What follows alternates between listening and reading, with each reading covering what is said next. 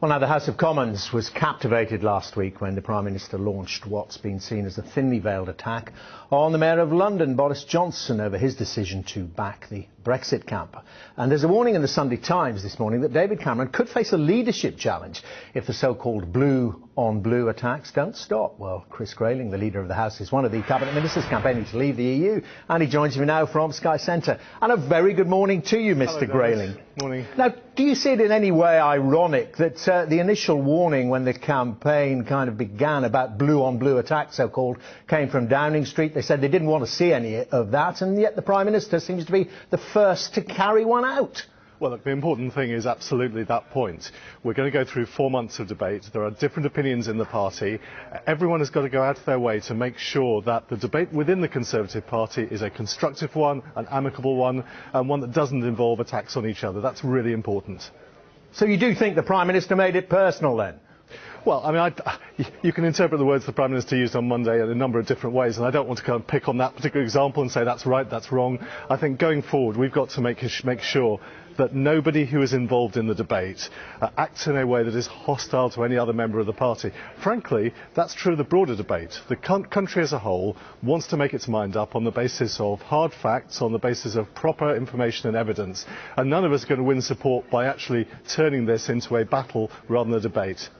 But the Prime Minister, I mean, you were sitting there, what did you think when you heard the Prime Minister? He seemed to be angered. Did he go over the top?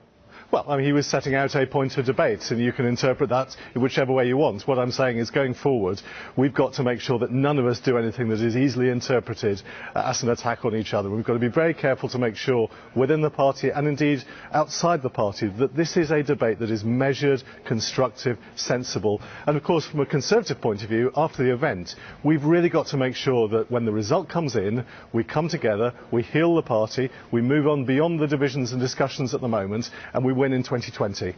But it isn't just that, isn't it? It isn't just what we all got to see in the House of Commons. Then coming from deep, we suppose, within the Remain camp, the suggestion that the Justice Secretary, Michael Gove, that he might face the sack if your side loses.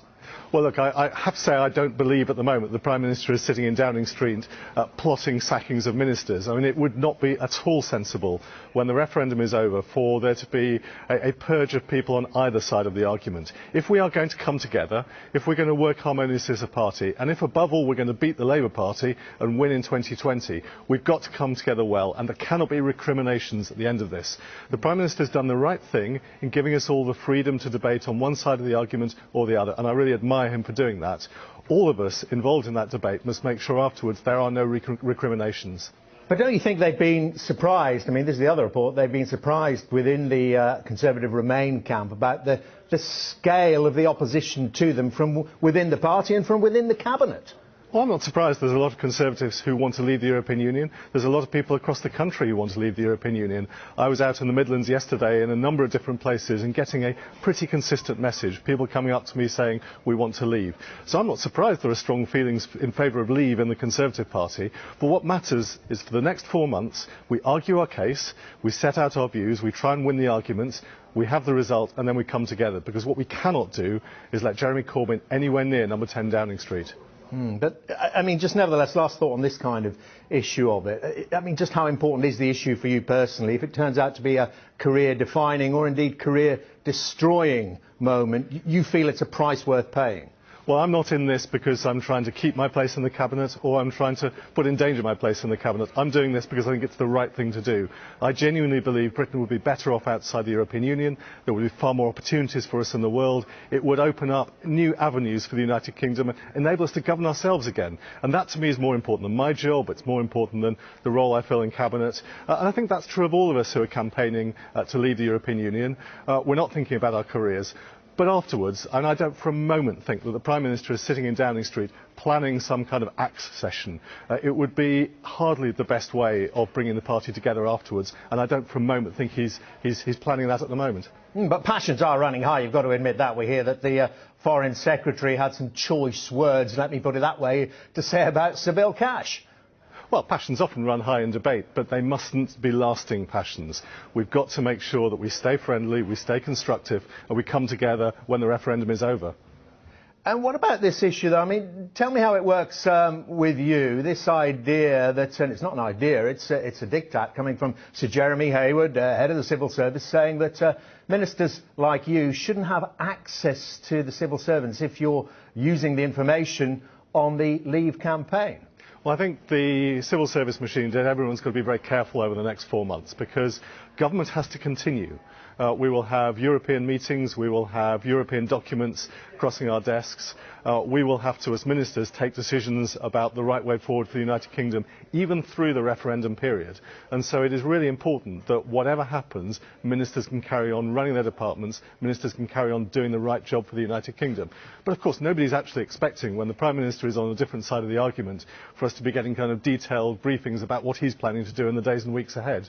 Yeah, but if you want some basic information about how one of your proposals might be affected, whether we're in or out of the European Union, you want to use some of the resources, don't you, of the civil service. The Prime Minister presumably could tell Sir Jeremy to change his view on this, couldn't he? Well, I think it's really actually important that on both sides of the argument we are seen not to use inappropriate amounts of public money, inappropriate amounts of public time to put together information that is going to be used as part of the argument for the referendum. Now, the government has a formal position on this, and so of course the government and the Prime Minister are going to argue that formal position. But the public will not thank us if they see us wasting public money as part of the debate process.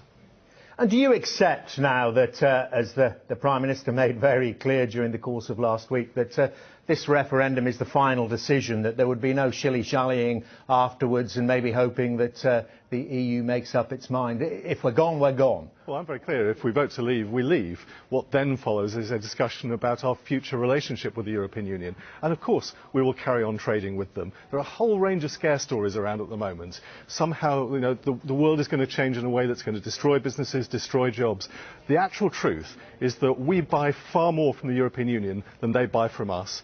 If anybody is worried about the outcome at the moment, it's continental businesses in France, in Germany, in Spain, in Italy, who will not want to see trading arrangements change. And that is why we'll carry on trading, we'll carry on having the opportunity to sell our products into the European Union, because they're not going to put in danger the ability to sell cars from Germany into Britain, or agricultural products, cheese and wine from France into Britain. That's not going to happen. But you would accept, wouldn't you, that the Leave side have a difficulty in painting for the voting public what precisely the one vision of Britain post-Brexit would look like, when you've got everything from George Galloway's socialist paradise to Nigel Farage's red in tooth and claw capitalist paradise? What are people going to make of it? We're hearing that the Remain campaign are going to be asking those very questions about the 25 scenarios to consider from the Leave side. Well, there's an awful lot of talk from the Remain side about, well, you want to be the Norwegian model, or you want to be the Turkish model, or the Canadian model. I want us to be the United Kingdom model. We will negotiate our own arrangements with the European Union. We will do so because we buy far more from them than they buy from us, and so therefore they need us, they need to trade with us.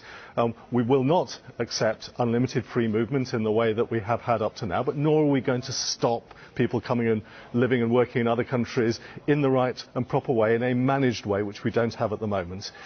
But these will be the subject of a detailed negotiation when the time comes.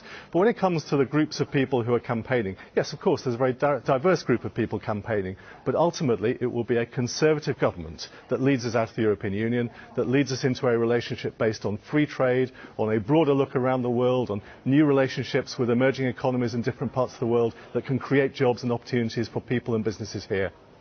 OK, Leader of the House, great talking to you. Thank you very much indeed. Chris Grayling there.